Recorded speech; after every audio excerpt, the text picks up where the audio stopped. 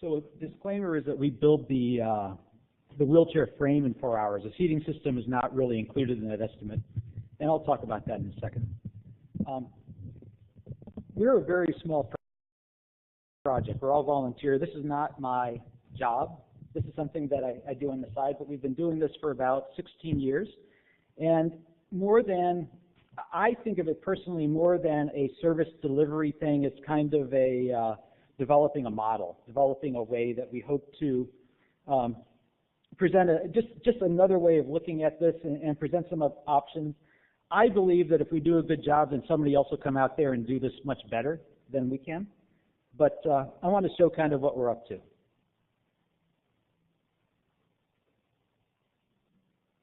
How do I advance here?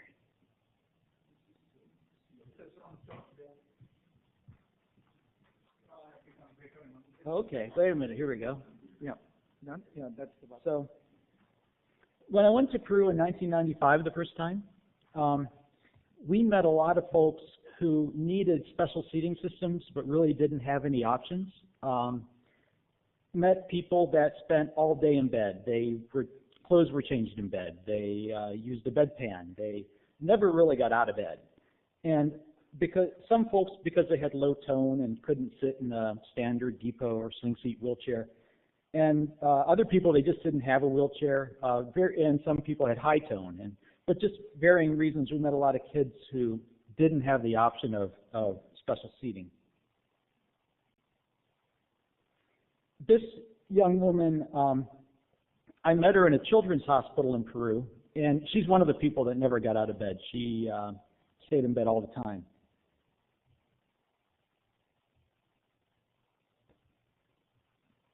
So I had worked for a number of years, probably about 10, 12 years at that point as a rehabilitation engineer. And I hooked up with some physical therapists and a prosthetist orthotist, and we decided that we could build some wheelchairs for this group of abandoned children with disabilities. And through the process, maybe some folks could they could learn how to build wheelchairs with special seating systems and learn that they really could use locally available resources to make postural supports and whatnot.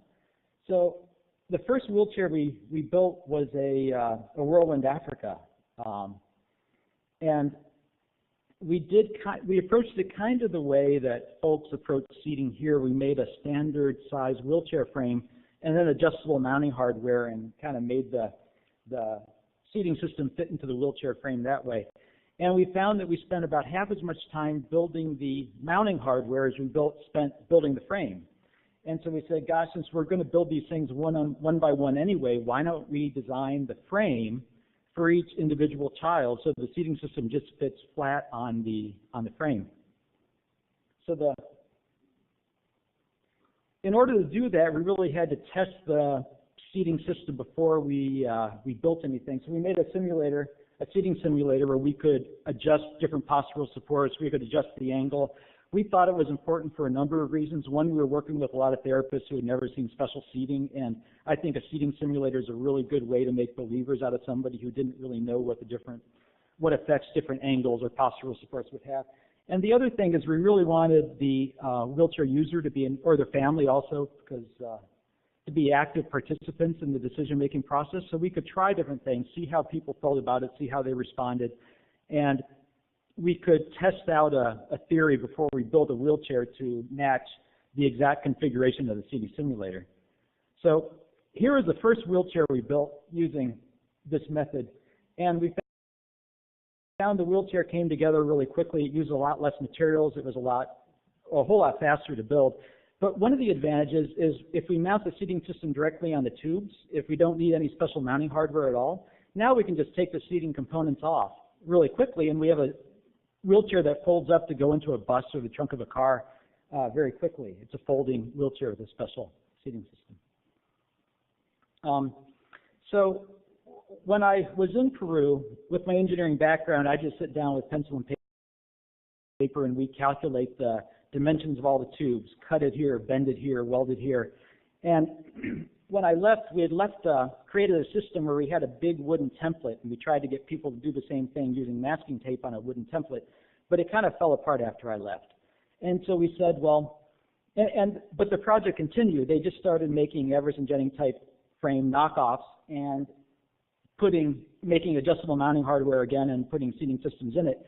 And we said, well, let's create some software that replicates everything I did. So we wrote a software version that I was hoping to show you. I've got it in my pocket. It won't work on the system now.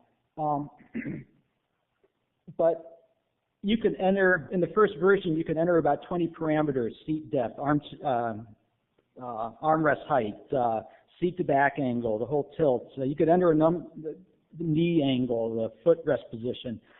And it would do what I've been doing when I was in Peru. It would recalculate the dimensions of all the tubes, all the components, and create a dimension drawing set that would allow you to build the wheelchair. So this is our very fancy assembly facility there in Peru, one of the projects. And they were much younger than me, holding part of a wheelchair frame. The software ended up working pretty well, and we had a chance to work with a couple different projects and share it with some groups in China and Nicaragua, and there's some folks in China using it.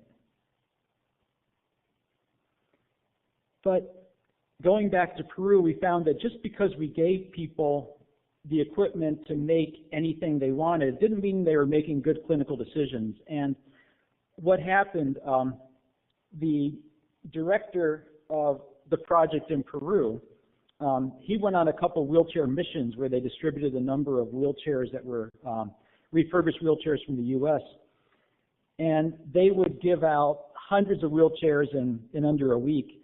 And he learned from the Western therapist that went that a 15-minute quick and dirty wheelchair eval was good enough.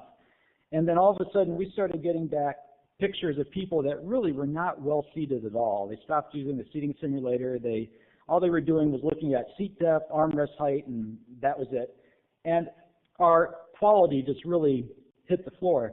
And this was a particularly bad case. They made a chest strap for this fellow that looked a lot like a noose to me. It looked like, first of all, it took two people to hold him back in his chair, and if he slid down, it looked like he would get choked by that chest harness. And so I got together with an occupational therapy professor here at UW, Brian Dudgeon, and we were looking at this, and Brian started to laugh, and he said, gee, it really looks, it's hard to imagine that this wheelchair was made specifically for the needs of this person. And we decided right then and there that we'd do something differently, so we started to create an online database.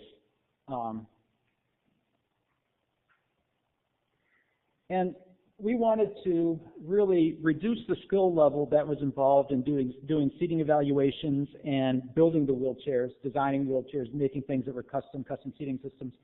We wanted a way of doing some quality control and mentorship, using more experienced therapists with a therapist that really didn't have that experience and skills. We wanted to provide real-time visibility of the project, what was going on with every case. We had a lot of cases that just really didn't make sense. We had cases where a wheelchair was built and it might sit in their offices for 6 months before the thing was actually delivered. So we wanted a way of really statusing what was going on with every case that they were working on. We are unfunded. We get some funding, but everything we get is passed through. We just use to support the wheelchair production there. And we thought, gee, if we have everything online, could we bridge the gap between the folks who pay for a wheelchair, help sponsor a wheelchair, and the people who are getting it? And we wanted just to track outcomes and keep records. So this is what the system looks like. It's kind of like a flow line. This is the online system. And it kind of forces you to complete one stage before you move to another. We're just trying to rein in some of the chaos. And if you look at it, it looks a little bit familiar. The stages, we call them different things, but the stages are very similar to the 8 stages that the World Health Organization recommends in terms of wheelchair prescription. And we use a feature where you can't move to the next stage just to try to control the process. We have built wheelchairs where they couldn't deliver them because everybody neglected to write down the phone number or the address of the recipient. So things like that, you can't move to the next step until you've completed the step before. So the first thing we do is capture information. We get a brief story of where they are, their phone number, their address. We do a seating evaluation where the folks, the therapists, will upload photos of the evaluation so we can have therapists in the U.S. or wherever look and give advice. We've got a little text blocks where we have conversations back and forth about some of the more tricky cases. In the beginning, every single case we had a quality control discussion around it. As the teams in Peru have gotten better, that's really dropped off to the point where I don't see a lot of the wheelchairs they ever do, and they're doing a pretty good job. They control each other's quality. We have a section where we prompt them through a whole number of questions, you know, what type of mobility do you have in the pelvis? How stable are you when you're sitting? What type of contractions do you have? Do you have fixed deformities we have to account for? And unless people go through and look at all these fields, they can't get to the next block, the next stage. And finally, we have a stage where people can enter in physical dimensions of the body, and there's a page not shown. You can enter in different angles as well.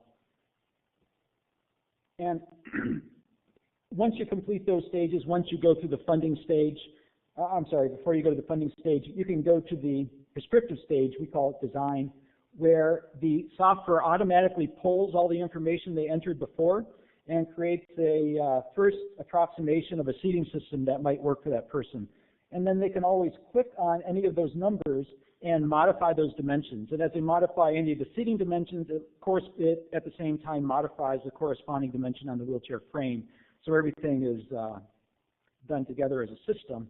And here's a picture of the wheelchair frame. This is one of a couple different pictures that it shows you. And again, if you want to change angles, if you want to change dimensions, you can override what the system thinks would be the best wheelchair. You can put different size wheels on there. You can put the wheel in a different place for stability or mobility, whatever you're trying to optimize. And then the wheelchair, the software will spit out a dimension drawing set of a wheelchair that can be built in about 4 hours. The wheelchair frame currently can be built in about 4 hours. And it uses about $120 in materials for the frame, and that includes the outsourced chroming and painting, the powder coat painting. And this is just kind of an example of what the software generates, and these are just a couple of many different things that shows you how to build the wheelchair.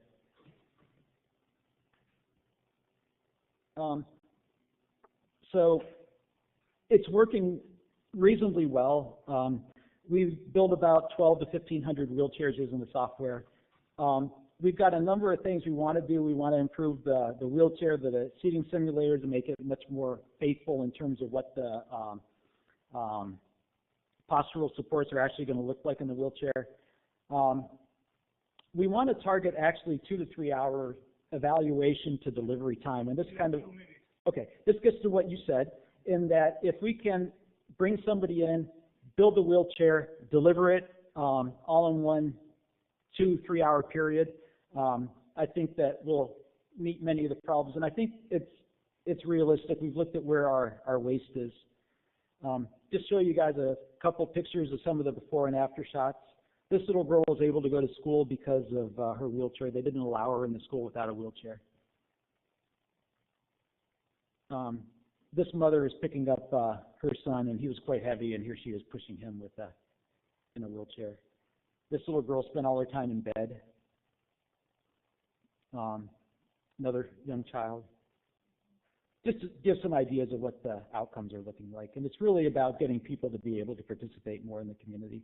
We get a lot of people who have gotten, most people we get have never had a wheelchair, but we've gotten a lot of people who have gotten wheelchairs from other sources that come in because the wheelchairs don't offer the postural support the child needs, and the parents want a new wheelchair. A couple more pictures. This was one of the children that came to us for a new wheelchair, and the mother didn't like him using the current one because of the position it held him in. And I asked the mother, well, why didn't you bring him in the wheelchair? And she said, well, it takes 2 people to carry the wheelchair, but only 1 person to carry the child. So here's a picture of us. This is the wheelchair we built for the child, and the mom's pushing it on a beach. Thanks.